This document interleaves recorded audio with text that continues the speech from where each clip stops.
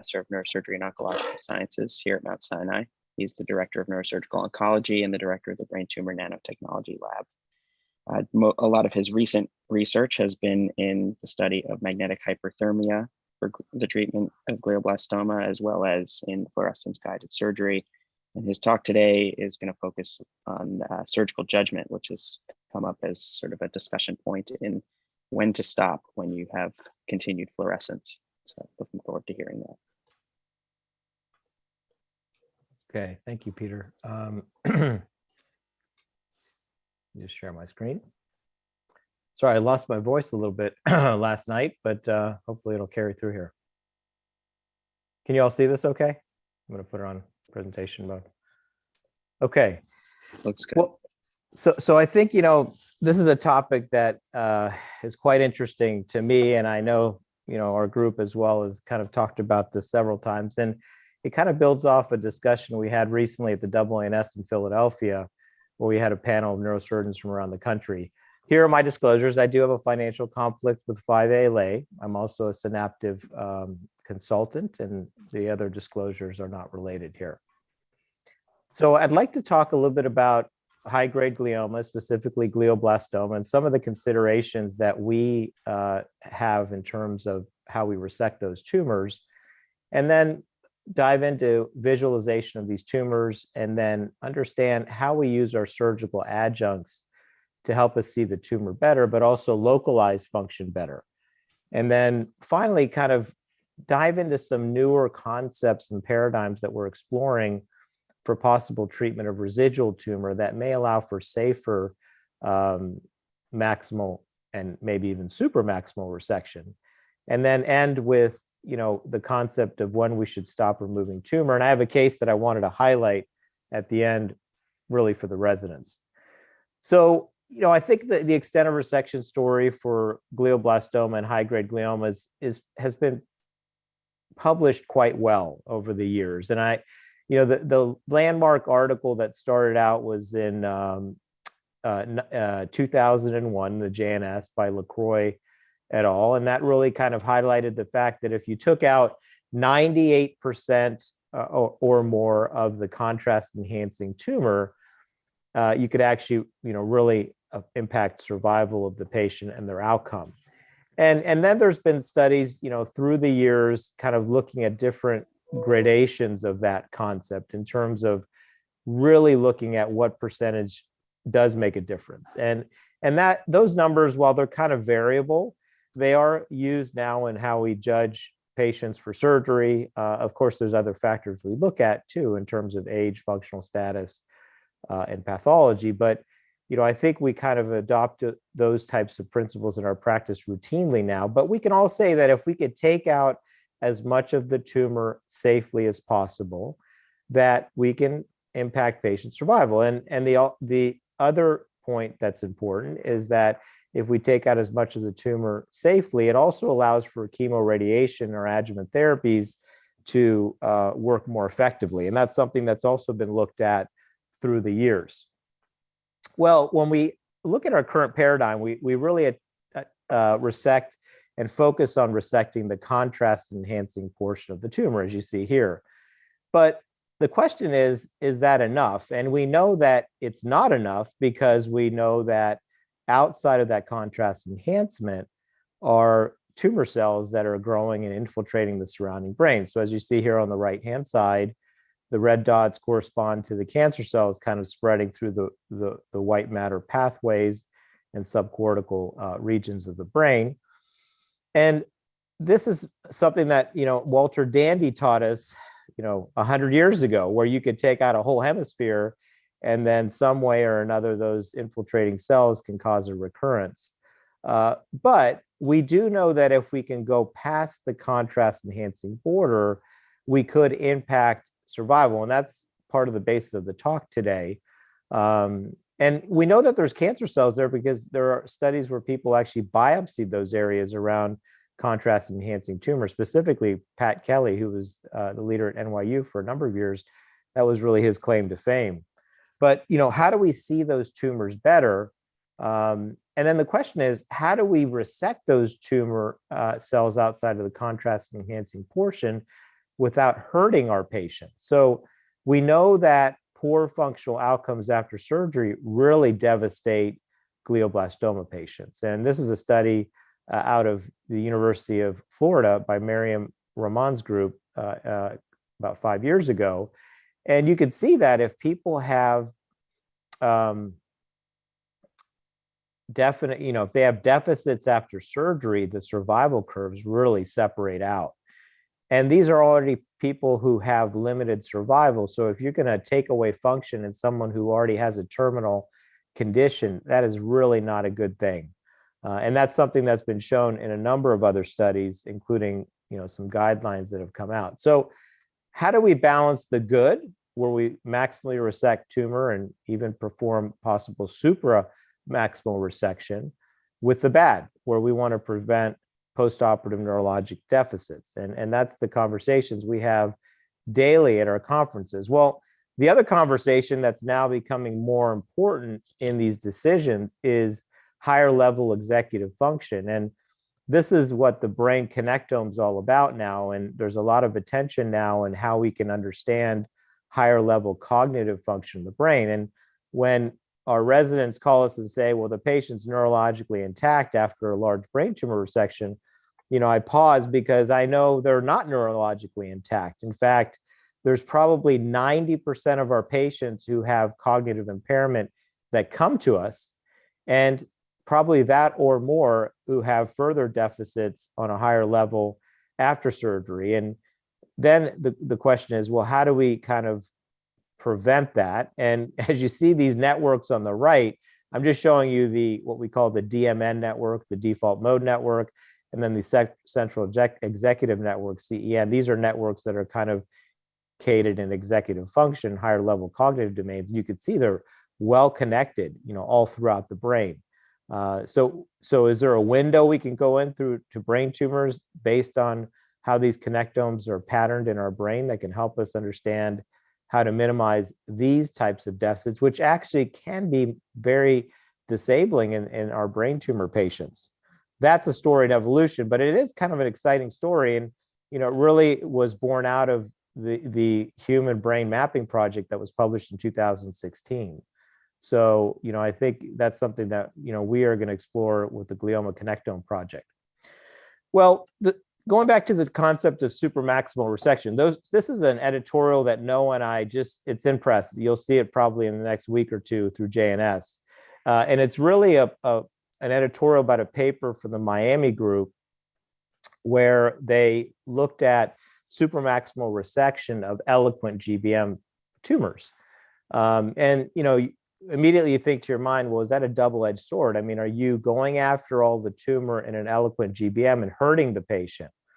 Well, it so happened in their series of 102 patients with left hemispheric eloquent newly diagnosed GBM, they were able to really spare neurologic function. They had no differences in rates of complications. Their patients all returned back to preoperative baseline, and they used a lot of cortical, subcortical mapping type approaches during their surgery in almost 3/4 of their patients to really identify those pathways and then push the resection as far as they can. And in this case, these tumors, they resected the contrast enhancing tumor, and then they were able to perform a lobectomy or lesionectomy of the contrast enhancing tumor and the flare signal surrounding the tumor. Some of the discussions we have daily include molecular markers of gliomas, and we're not going to touch on these too much. There are new guidelines that came out in 2021. The normal players that we talk about all the time are MGMT methylation status, IDH mutational status, whether the patient has a 1p19q co-deletion. We know that poor prognostic factors in high-grade glioma patients are really the EGFR amplified tumors, specifically with the EGFR V3 mutation, those with P10 deletion, TERT promoter mutations, the CDKN2AB mutations, and then, of course, the H3K27 mutations. And, the question is, we don't have that data typically up front at surgery, although there are some interesting avenues in terms of imaging now and computer-based learning algorithms where we may be able to dice out whether a tumor is EGFR expressing or not based on some of that. And that's an exciting area. But, should we not be as aggressive with our resections for tumors such as oligos and eloquent areas, which are sensitive to adjuvant therapies, more so than, tumors that are astrocytomas and not as sensitive? And then should we be more aggressive for the tumors that are MGMT unmethylated? I mean, these are some of the questions that we have, but we don't have the answers for quite yet. We're moving in that direction. Well, there are other challenges as well in terms of intraoperative visualization. And, this is a slide that I've shown before. And this is after resection of a tumor, and the navigation system shows you're outside of the contrast enhancing border. We know that there's been shift and brain movement with the craniotomy and tumor resection, so the navigation is kind of inaccurate. We look over to the left with white light, you can see subcortical white matter, and you think you've done a good job taking out the tumor. And of course, we have other modalities now with intraoperative ultrasound and even intraoperative MRI. Well, there's still that difficulty seeing the border, and there's still that difficulty of understanding where those functional pathways are to avoid.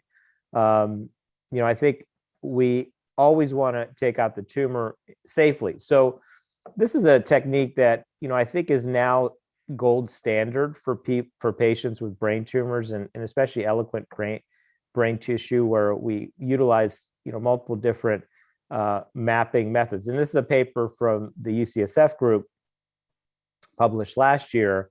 And, I love this illustration because it kind of highlights what we can do. And, to the right of this illustration, you can see there's a bipolar handheld device or a monopolar, where we stimulate the white matter pathways here. And you can see it's the internal capsule kind of right there, and really kind of get as close as possible to those areas that are functional without hurting a patient based on the stimulation parameters that you're using. And, the monopolar is one that kind of gives us a little bit more cushion in terms of separation between those white matter pathways versus the probe.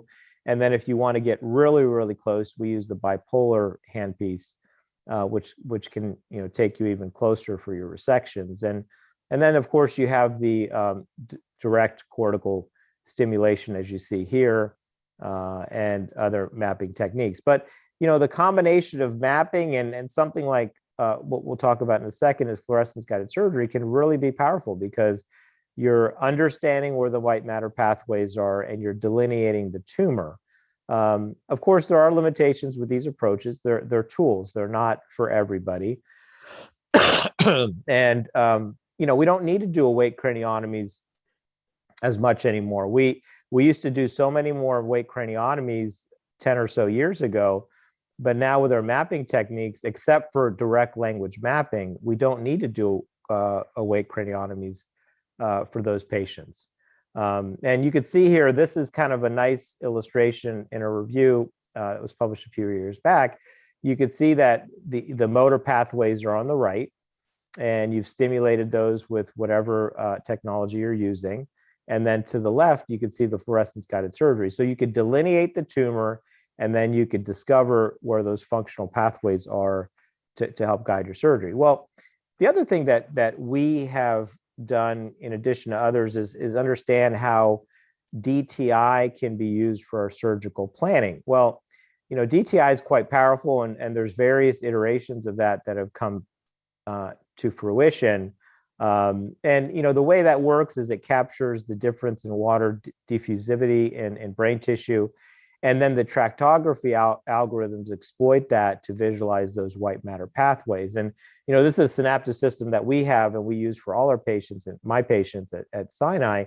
And you could parse out what track you want to look at in terms of the corona radiata, the cortical spinal tracts, even down to the arcuate fasciculus, and other types of fibers such as the optic radiation. So it's quite nice and it's quite helpful. But the question is that really a quantitative analysis, or is it more of a qualitative analysis?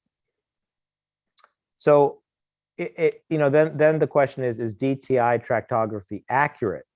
Well, right now, if you look at DTI with large tumors that are edematous, there is no question that the edema and the surrounding tumor infiltration can really obscure the accuracy of DTI.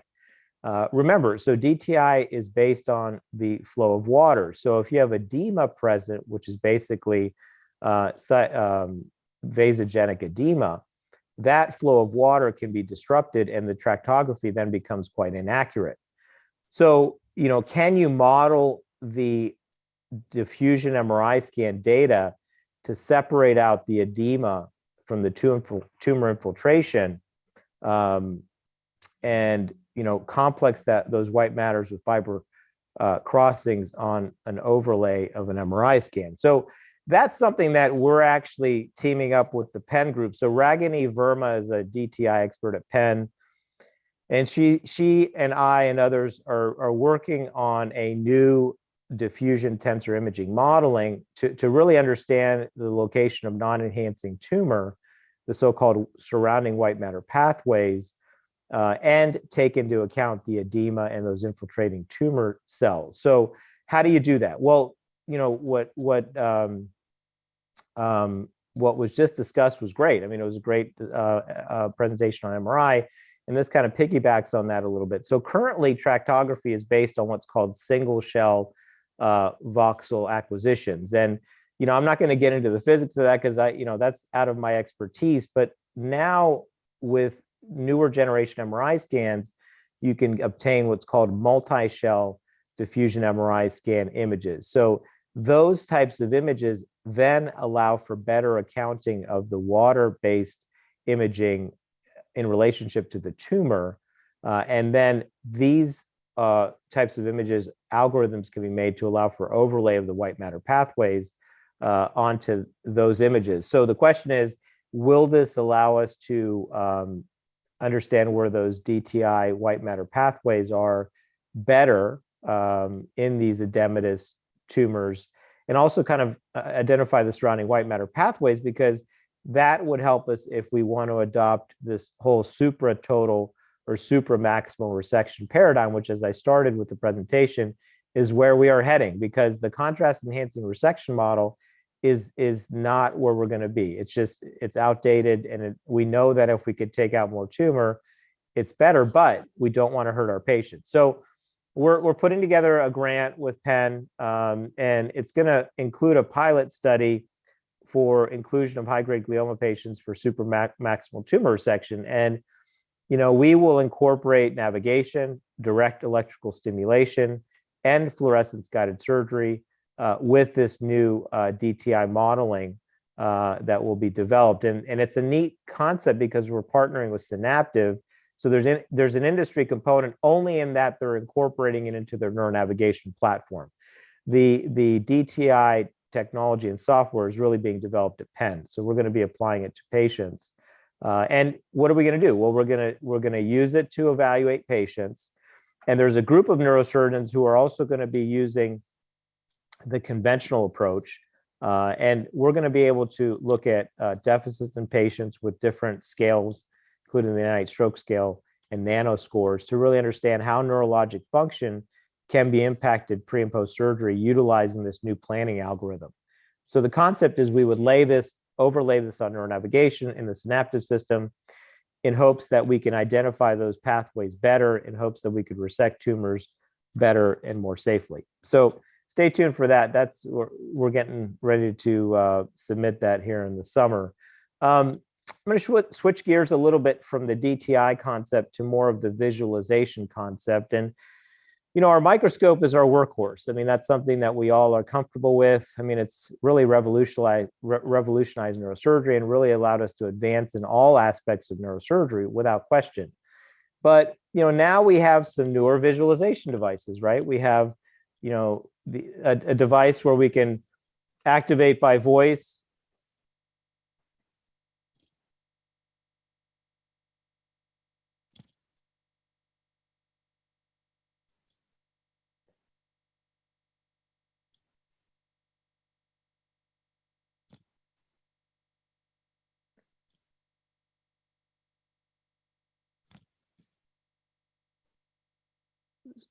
So these are, some tools that we have. I mean, certainly the magnification, the voice control features are fun, but the really important part of that is how well can you see with these types of devices. And, the Exoscope has really kind of helped me with my practice. And I think it's really helped me see better in what I do in our brain tumor population. And we've incorporated the tractography in that algorithm, as you know. And as I just mentioned, we're going to try to make that better. But there are still challenges with the Exoscope. I mean, here's a view of the Exoscope for a high-grade glioma patient. So you see this darkish tumor highlighted by the blue arrows, okay? And it's quite apparent. The visualization is quite nice, very clear, panoramic view, but the cancer cells are all the way out here. So, that's definitely something that, is challenging. And, we have published outcome studies now. This is something that one of our medical students, actually two of our medical students at the time, Rebecca and Nikita, and then Alex, our resident, and then Gabrielle, an MD PhD student at Sinai, helped put together with Dom. I didn't even acknowledge Dom. He's at UW now. We put together this series, looking at outcomes of GBM patients that just underwent resection with the Exoscope. Now, there was no control group with a conventional microscope, but our results were quite similar to the microscope. So, our extent of resection was very compatible with the microscope, and our complication rates were equally compatible, or maybe less compared to the historical literature. And we were able to look at the 6-month progression-free survival, which was 86% in our patient case series of 26 patients. This was a retrospective study, but these are the types of studies we need to kind of publish on new technology to really understand, are they making a difference? Are they equally effective? If they're not, then why should we be using them? So I'm not going to go into too much here because we've kind of beat this one to death here at Sinai. You guys all know, the fluorescence guided surgery story quite well, and it's pretty much standard of care in most centers now, actually. Not by all neurosurgeons, but at most centers, this is an option now provided for the neurosurgical resection of tumors, and it's really based on the administration of a prodrug or fluorophore, in this case 5-ALA, which accumulates in the tumor tissue. And then we use a specific wavelength of light to excite that fluorophore or metabolite so we could visualize the tumor. I mean, this is a paper we published now 11 years ago. And that same illustration I showed to you before, where we have that subcortical white matter area, the navigation, I don't have it here, but on the prior slide shows I'm outside of the contrast enhancing area. Well, we turn on the blue light, and then lo and behold, it avidly fluoresces violet red. And that's because with 5-ALA, we can get tumor tissue to take up the 5-ALA outside the contrast enhancing border and metabolize it to the protoporphyrin 9. And that's been something that's been shown over and over in multiple studies. And of course, Walter Tumor was really the pioneer with this technology and published the landmark randomized study in 2006, which really hammered home the fact that he could almost double the rate of complete resection in patients and really make a dent in progression-free survival at 6 months. It was a study that had a lot of question marks. It wasn't powered for overall survival. There were other things that kind of tainted the study. But listen, we have not had a randomized study since like this. So this is going to go down as one of the few randomized studies for high-grade gliomas in terms of surgical resection. And of course, we owe that to Walter Tumor's effort. Now, we've done a significant part of the work in the US in terms of a multi-center study, first ever, and that was published this past year. And our own resident, Alex Schuper, and our own faculty member, Ray Young, really helped put this together. And it was a multi-center study that I started, and Isabel was part of that. And we had, 15 other sites around the country. And we also were able to confirm, the diagnostic rate of 5-ALA is quite high in patients, and we were able to do safe surgery in our patients and really show that 5-ALA is quite helpful in detecting the tumor at multiple centers throughout the US. And I think the why fluorescence guided surgery for tumors, I think that's pretty well answered now. I mean, I think we can see tumors better, delineate the brain tissue around the fluorescing tumor. And it's really the only way to get real-time image guidance in resection of tumors. And we know we could potentially resect more of the tumor. So there are other fluorophores out there, and we're not going to go into them too much here. Fluorescein is one that's used in a number of sites, and it really relies on breakdown of the blood-brain barrier. There is a window of time where you could use that. ICG is another one. And there's some other fluorophores that are targeted now coming into play with more advanced clinical trials that target EGFR. And in one instance, the Blaze 100 agent, which is based on a toxin, can target chloride channels in gliomas. But if you see on the lower table, this is a paper Alex put together a review for us, you can see that ICG and fluorescein have been around for quite some time, and they're really used for ophthalmologic indications. And 5-ALA is really the only one that has been approved for gliomas and removal of gliomas. In terms of FGS and safety, this is something that's also been kind of established, that using fluorescence-guided surgery, while can result in more neurologic deficits up front, at 6 weeks, those deficits balance out, and our US study really confirmed that. Well, there are other technologies that are now coming into play with fluorescence that are quite interesting, and this is out of the BNI group, utilizing focal laser endomicroscopy. And this is kind of an interesting concept that's based on the use of fluorescein and an endoscope type device where you could see in real time tumor cells on the right. They are black and white. You could see blood vessels, and this could help push the envelope for resection. And obviously, if we could have it in color, that would be better. But we are able to see tumor cells at the cellular level, vessels around there. This could help us push the envelope as well. But again, remember, we still need functional data in terms of white matter pathway function with direct electrical stimulation. This is a technology that I just presented at the AANS using a handheld probe. And Raman spectroscopy is another technology which I think is going to have a role in how we detect residual tumor tissue. So this utilizes a near-infrared laser that basically emits from the tip of a handheld and then excites the molecules, and the vibrational pattern of those molecules then provides a signature. So if you look at this lower right-hand side, the Raman spectrum could detect proteins, lipids, nucleic acids, carbohydrates. I mean, it's pretty amazing what level it can detect, and the changes in those molecules can provide a signature in terms of tumor, non-tumor, in a label-free manner.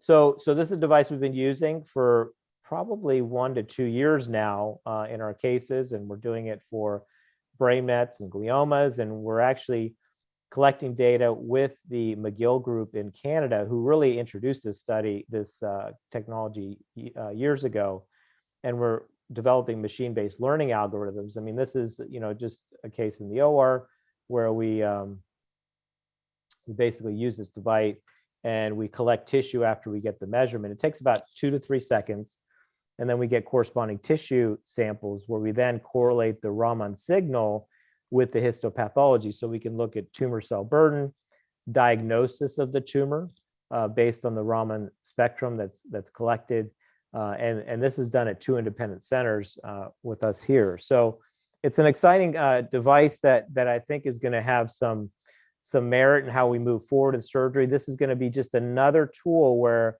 we can scan the cavity and see if we can detect tissue. And what the company's doing, it's called Reveal, is they're developing this display where you're going to touch the tissue you want to inspect, and it's going to say whether your signal quality is good, and then it's going to say tumor or no tumor.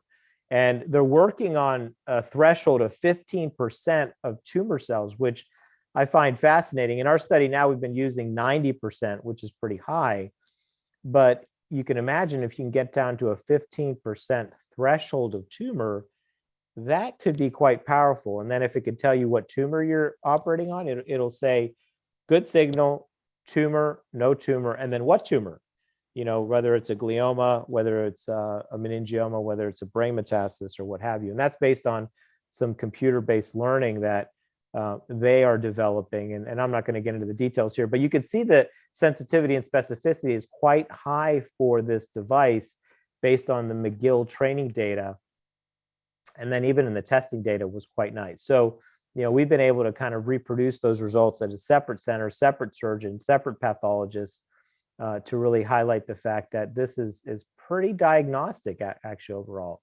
So the workflow would be you would do your debulking, you could do fluorescence guided surgery, intraoperative ultrasound, you could use the new tractography type navigation, use this device to scan the resection cavity in real time. It's non-destructive, it's just a light.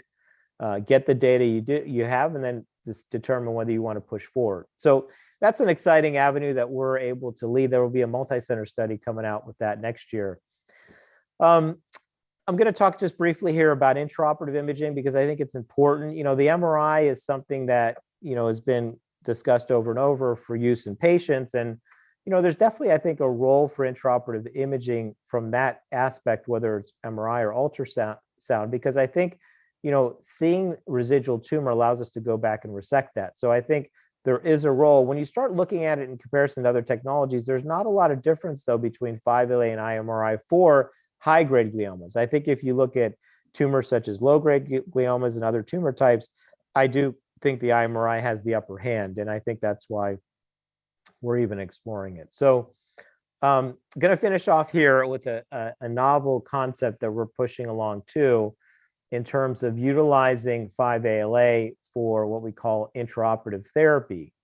It's called photodynamic therapy. So patients are going through 5ALA fluorescence guided surgery. We're able to visualize the tumor, resect it better. And then it so happens that if you excite 5ALA with a 635 nanometer light, that allows you to kill the cancer cell. So this is a new paradigm that, has been around for some time with other fluorophores and now being pushed along with 5ALA. And it so happens that if you use ultrasound at a specific low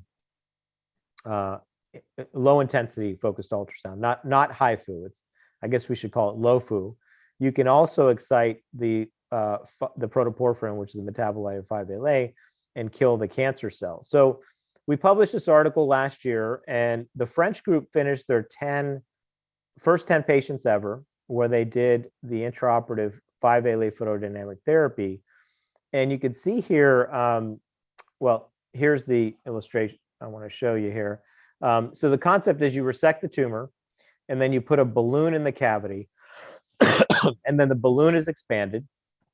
And then what you do is you put a laser fiber in there. So here's the illustration to showcase kind of what we're talking about here.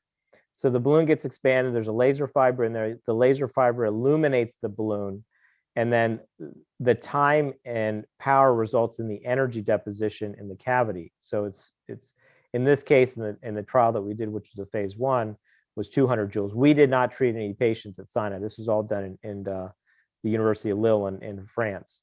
And this is Nicholas Rains, one of my colleagues in the University of Lille in France. You can see they're all wearing their goggles, and they put the balloon in and they illuminate the cavity. So, we are going to be doing this study hopefully later this year. But if you look at the results in the first 10 patients that they were treated, they're not bad. And if you look at the median progression-free survival for newly diagnosed patients, 17.3 months, and the overall survival was 23.1 months. And let me tell you something, the majority of those patients were MGMT unmethylated. So it's a very small sample size to draw definitive conclusions. And the dose that was used was low. And they're now doing what's called the dose indigo study, where they're bumping that dose up with longer light administration during surgery. But I think it's something that needs to be explored more.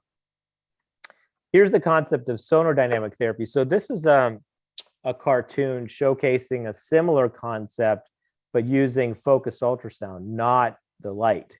And this is being done out of the BNI. My close colleague, Nader Sinai, is really leading the way with this with a phase 01 called Sonodynamic.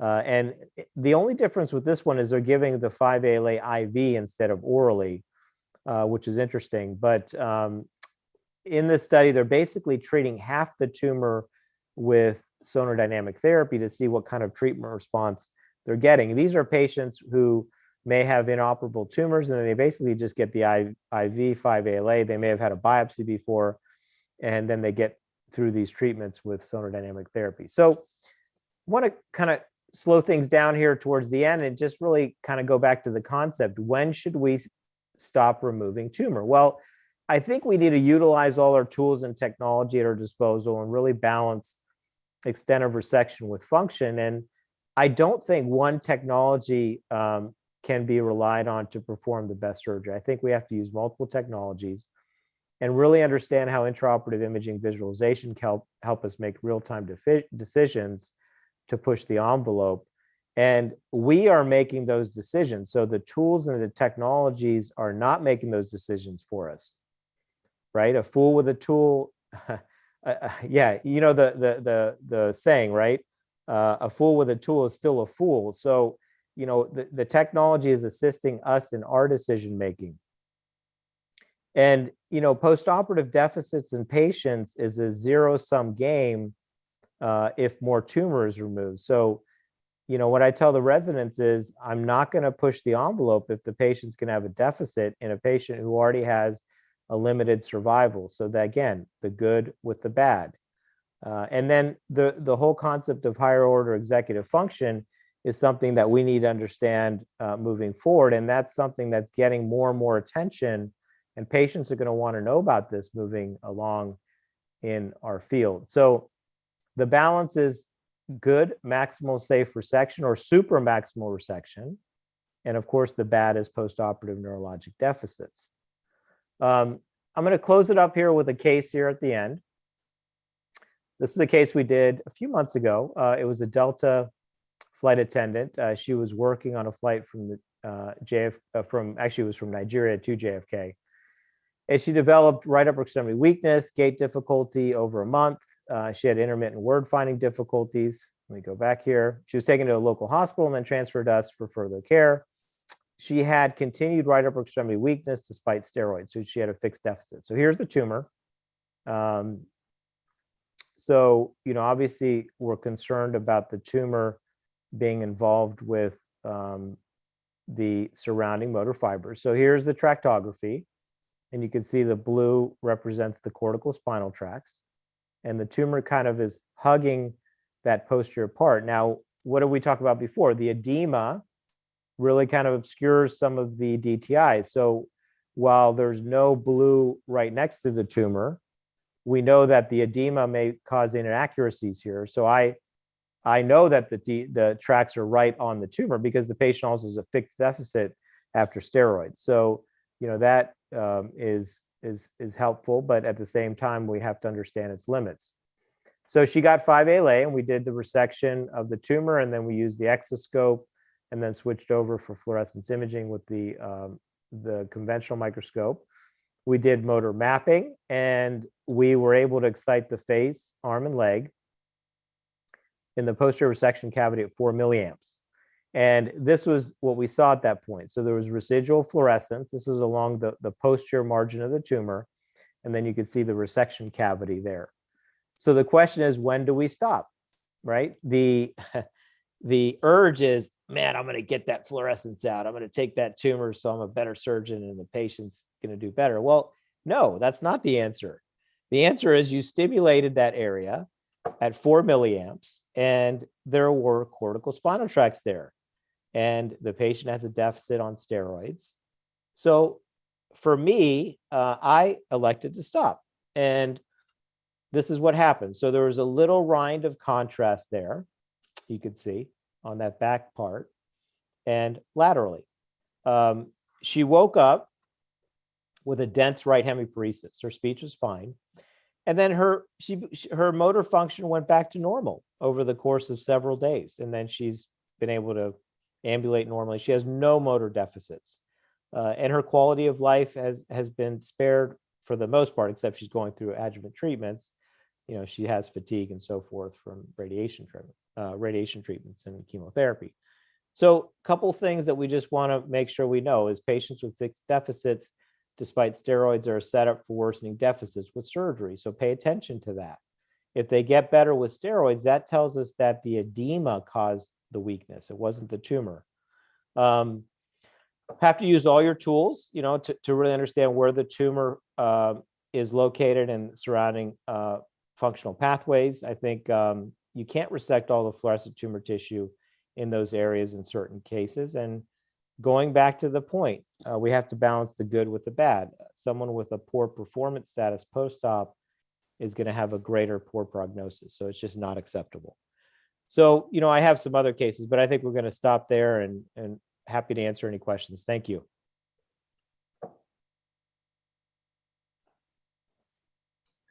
Thank you, Dr. Hadjipanayis. Sorry. Thanks, Dr. Hadjipanayis. That was a great overview on the current adjuvant therapies we have in terms of intraoperative technologies. One thing that was a really hot topic at the CNS I was hoping to pick your brain about is the role of liquid biopsy in helping identify tumors before we get to the operating room. You bring up a great point with using new advanced MRI sequences to help predict different methylation sets and different potential tumor mutations. I'm curious to hear your thoughts on the role of liquid biopsy. What are some limitations, and how do you think in the next, say, 5 to 10 years that will be incorporated in our normal workflow of managing these tumors? Yeah, I think it's a great point, Alex. I do think there's a lot of work being done with liquid biopsies, and we've made a lot of progress. Before, it was very difficult to detect cells reliably in the blood because of all the different surrounding noise with proteins and other things in the blood. But now with technology, we've been able to isolate tumor cells better in lower number. So I think that's going to have a role, and it's going to help give us more data in addition to the computational algorithms being developed for imaging that we have before we go to the OR. The other concept is, with Raman spectroscopy is, I didn't talk about this, but the Invenio system also may be able to provide that to you during surgery. So we trialed that out a couple of years ago. We've been trying to get into the OR, but Todd Holland and Dan Oranger are now moving into the realm of, potentially diagnosing EGFR status in the OR and a couple other molecular markers. So it's advancing. I mean, I think we're going to have more and more information, and I think we still have to make those decisions with that information at the end of the day. Thanks. I really enjoyed the talk, Costas. I'm sure that the residents understand this is the sort of talk you can give if you spent a career in scientific training, thinking broadly. The range of topics that were discussed and very concisely presented, it's not easy to do. I think it takes almost a lifetime of thinking about it to condense it like this, and really represents what I think is academic neurosurgery.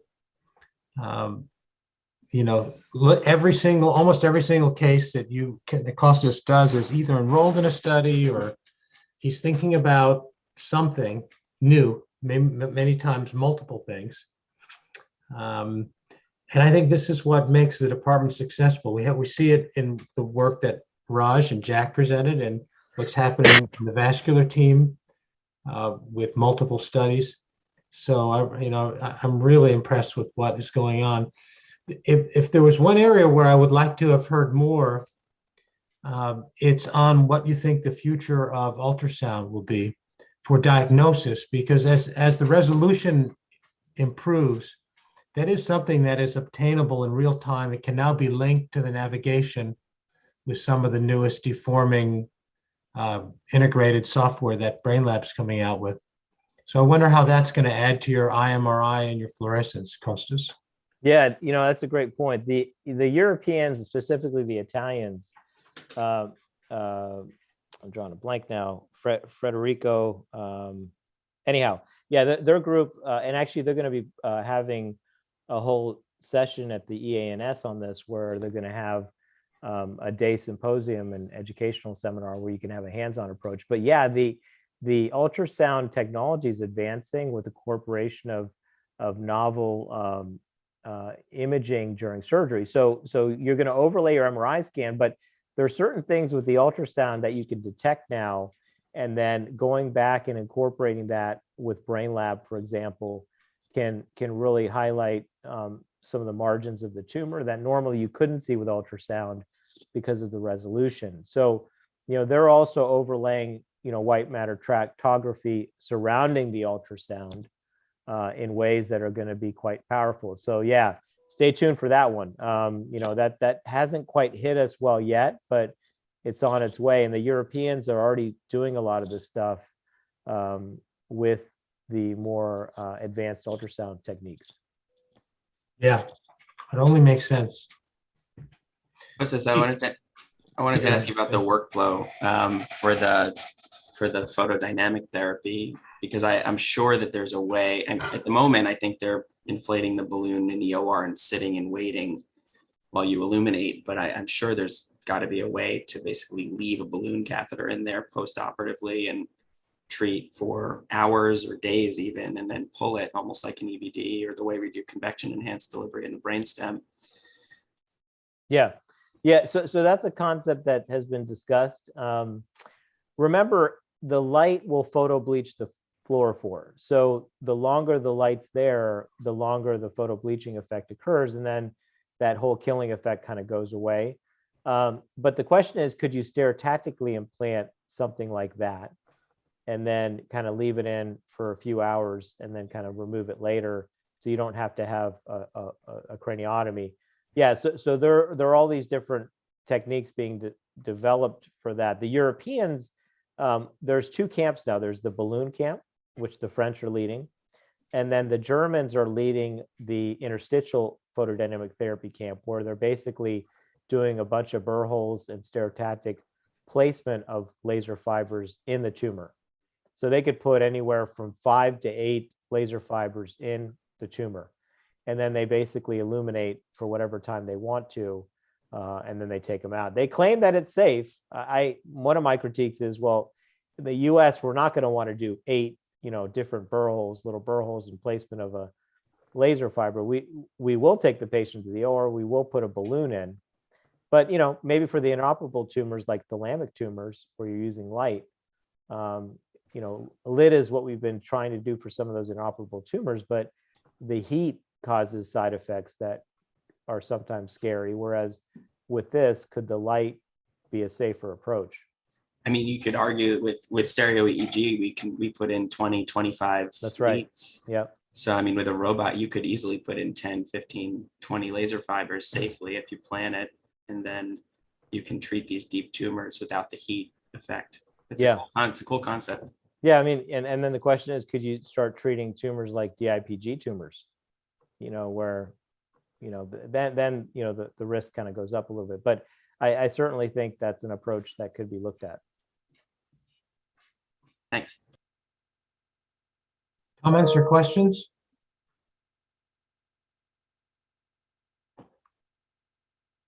So Costas, if you were to equip a new OR now with what you think is going to get us to the next 5 to 10 years, and you had an unlimited amount of space and all the resources you need, what would you put in that OR? Well, while we talked about some of the limitations with intraoperative MRI, I still think there's a role for it for sure, because there's going to be newer techniques with intraoperative MRI that we can capitalize in and around the OR time. So I think that's an important one. And then, there's tumor types that we still need the intraoperative MRI to be helpful with. I think the Raman spectroscopy handheld is something that's going to be incorporated. I think the Invinio system will be at the back table. It'll be a back table type device, where we get little tissue specimens, put them in the device, and we'll get color images. I think fluorescence guided surgery is here to stay. So, the new visualization devices are all incorporating this, the exoscopes and other things coming out. So, I mean, there's headlamps too, we didn't even talk about, that are now being used. So those are kind of the big ones. I think the mapping, though, still is the gold standard for functional white matter pathways. But I'm hopeful that these newer DTI techniques will help, overlay better tractography that we can rely on better. So those are some of the big ones. The ultrasound concept also can be applied to the OR, not only for visualization and diagnosis, but therapy. We may be able to ablate tumors with a handheld device using ultrasound. We already use the CUSA for tumors, but can you imagine if you just had a probe that didn't make any noise, didn't vibrate, that basically emitted an ultrasound wave, and we could use that to resect tumors and not interfere with blood vessels? That would be kind of neat, or nerves, some type of device that could differentiate between the two. I agree. And, to that, I would add, a whole vascular access suite. The modern OR of the near future, I think, should be thought of as a brain interventional suite. On one end, really emphasizing transvascular access that then allows us to then move directly into transcranial access. And on the other side, focusing on the imaging, the navigation, and the evaluation of tissue. I'm hoping we can get there in the next 5 years. I think there will be an opportunity for us to upgrade. So look forward to it. Exciting. Any other comments, questions?